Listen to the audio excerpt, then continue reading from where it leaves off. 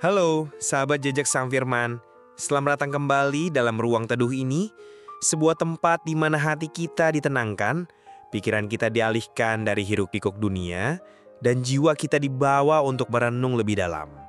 Di tempat ini, kita tidak sekedar mendengar, tetapi belajar untuk membuka hati, agar diselidiki, agar dibentuk. Sebelum kita mulai perenungan kita, izinkan kami mengkonfirmasi bahwa suara ini dihasilkan oleh teknologi artificial intelligence agar kita tidak terjebak dalam profil pribadi seorang hamba Tuhan tertentu, dan biarlah fokus kita hanya kepada firman Tuhan dan remanya yang bisa merubah hati dan hidup kita. Semua video dalam channel Jejak Sang Firman telah melalui perenungan mendalam dan didoakan agar menjadi berkat bagi umat Kristen di Indonesia. Dukung pelayanan kami dengan cara komen, share, dan subscribe channel ini. Terima kasih. Hari-hari ini, kita hidup dalam dunia yang penuh dengan standar keberhasilan.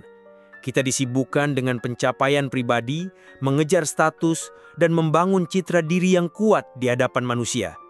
Kita mati-matian mengejar kekayaan, menumpuk gelar, dan menaiki tangga kesuksesan. Dan saat masalah datang, kita menganggapnya sebagai bencana terbesar. Tapi sahabat, coba kita renungkan sejenak. Adakah bencana yang lebih besar daripada ditolak oleh Allah? Tidak ada bencana yang lebih dahsyat. Tidak ada malapetaka yang lebih mengerikan selain terpisah dari hadirat Tuhan. Kekayaan yang melimpah, gelar yang mentereng, atau kehormatan yang tinggi di mata manusia. Semua itu akan sirna di hadapan kekekalan jika kita tidak berkenan di hadapannya. Sayangnya, realitas ini seringkali baru kita sadari ketika semuanya sudah terlambat. Kita baru mengerti saat kita berhadapan langsung dengan kekekalan. Di sana, yang ditanyakan bukanlah seberapa kaya kita, melainkan apakah nama kita terdaftar dalam kitab kehidupan. Kematian kedua yang disebutkan dalam kitab Wahyu bukanlah sekadar istilah. Itu adalah konsekuensi serius bagi mereka yang hidupnya tidak berkenan. Itu adalah peringatan keras bagi kita semua untuk hidup sesuai dengan kehendak Tuhan, bukan dengan standar dunia.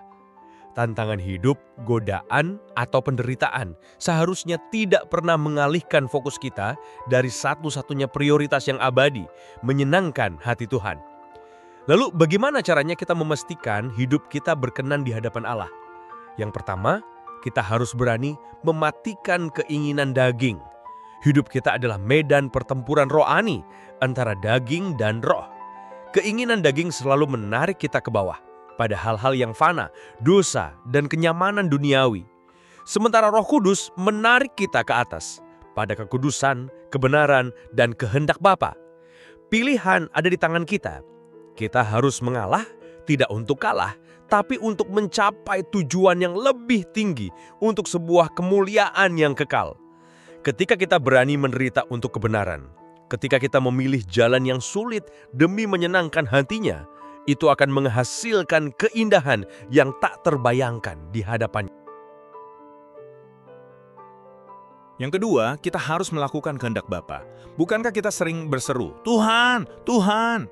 Tapi Matius 7 ayat 21 dengan jelas mengingatkan, bukan setiap orang yang berseru kepadaku, Tuhan, Tuhan, akan masuk ke dalam kerajaan surga, melainkan dia yang melakukan kehendak Bapakku yang di sorga.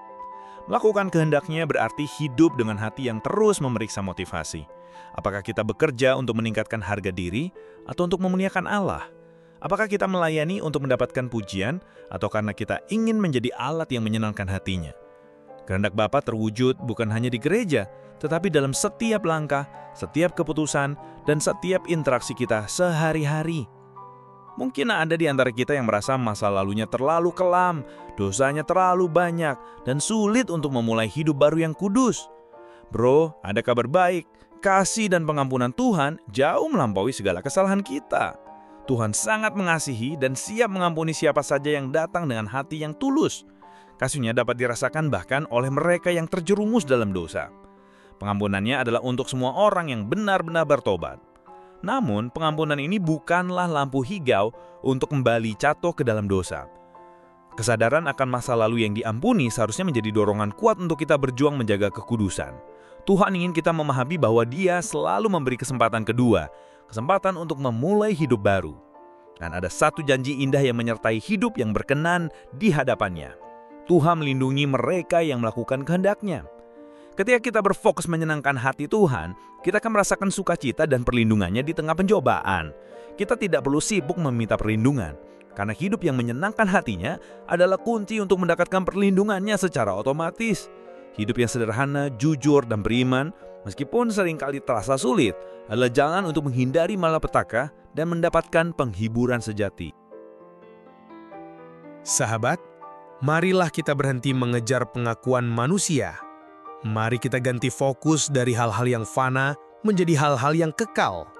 Mari kita jadikan tujuan hidup kita bukan hanya untuk sukses di dunia, tapi untuk menjadi anak kesayangan Tuhan, yang hidupnya menjadi alat untuk kemuliaan-Nya.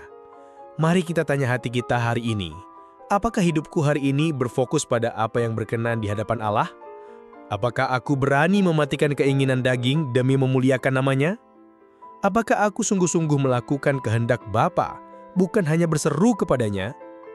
Ingatlah, Tuhan tidak mencari yang sempurna, tapi Ia mencari hati yang mau dibentuk. Ia memanggil kita untuk bukan hanya diselamatkan, tapi untuk hidup serupa dengan Kristus. Mari datang kepadanya dan biarkan Dia membentuk kita. Jadilah anak yang tidak hanya dikenal oleh manusia, tetapi juga dikenal oleh Bapa di surga.